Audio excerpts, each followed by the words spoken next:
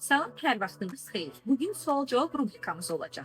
Siz suallar verdiniz, həkimimiz sizə cavablandırır. Bugün də həkimimiz terapevt kardiolog doktor Etibar Məmmədov. Salam doktor. Pasientlərimizin sizə müxtəlif sualları var. Bunlardan biri budur. Yüksək qan təzyiqi olan insanlar nəyə görə çox diqqətli olmalıdırlar? Bildiyimiz kimi statistikaya göre Azərbaycanda ölümə səbəb olan xəstəliklərin içində ən birinci yerdə arterial hipertenziya durur.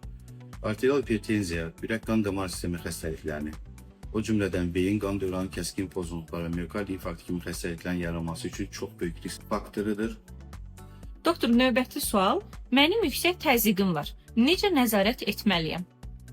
Təzyiqə nəzarət etmək üçün ilk vacib şərtlərdən biri təzyiqin doğru düzgün ölçülməsidir.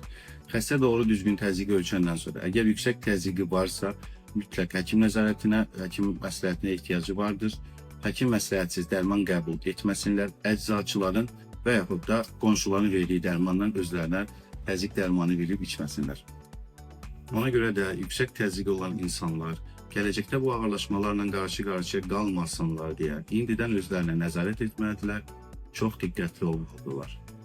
Növbəti sualımız, təzyiqi olan insanlar həyat tərzlərində nəyə diqqət etməlidirlər? Ən vacib şərtlərdən biri sağlam həyat tərzi, sağlam qidalanma, fiziki aktivlik, artıq bədən kütləsindən azad olmaq, xörək duzu və yağ tüketimini azaltmaq lazımdır.